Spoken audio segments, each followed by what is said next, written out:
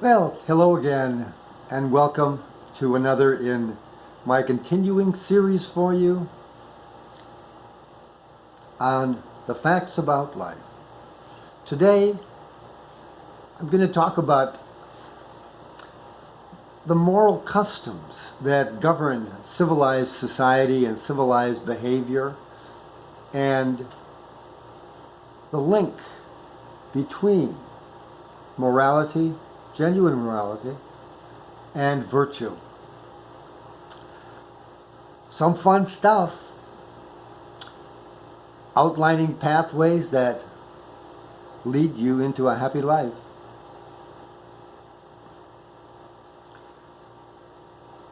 Where are we? I think this is episode 20.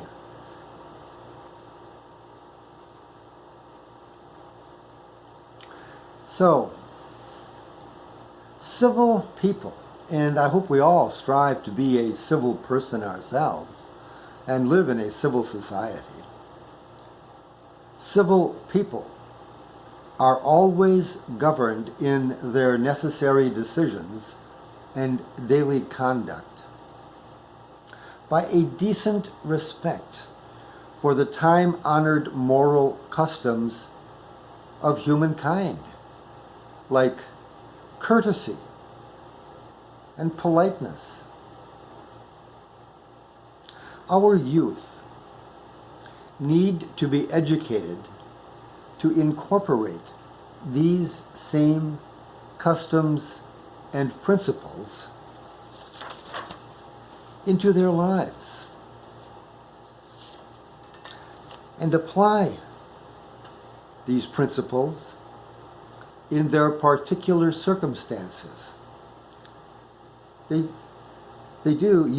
have to do these things if you are to tread the pathways to happiness, prosperity, and inner peace of mind. Something we all want for ourselves and our families and our loved ones and everyone generally.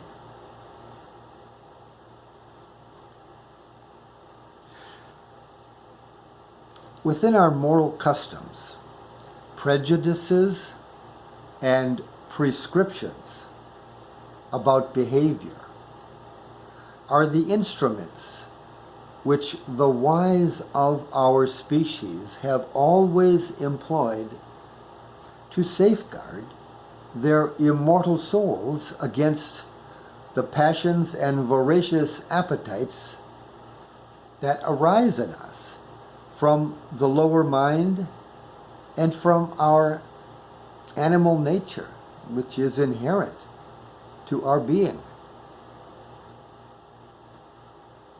The prejudice I speak of is not bigotry or superstition, awful stuff.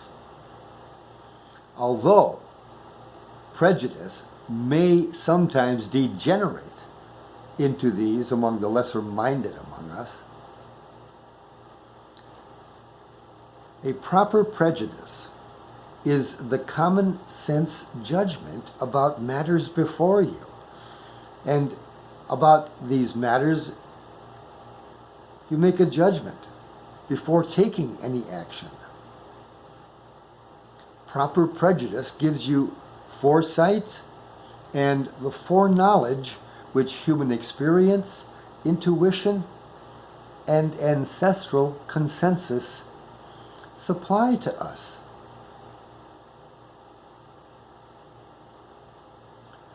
Anyone can safely arrive at humankind's universal principles of morality and virtue. All you need to do is look at the history of our species and rely on the wisdom bestowed on us by our wise ancestors. When one looks at the human race as a manifestation of divine purpose, a patient, prudent observation of the way life works, and a serious investigation into God's purpose in creating us, reveals to us that working on our character development and becoming a virtuous person is a primary part of that divine purpose. As we implement the fruits of our investigations into these matters, we discover that virtuous living is the royal road to happiness and success. We discover the wonderful, and incredible value of the 7 cardinal virtues.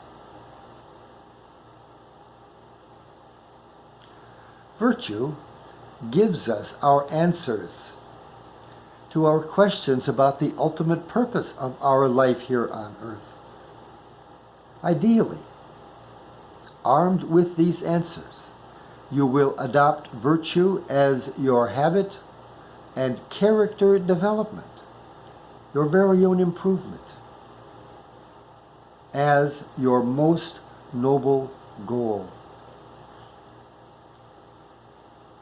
Virtue can become the director of your thoughts and the regulator and standard of all your decisions.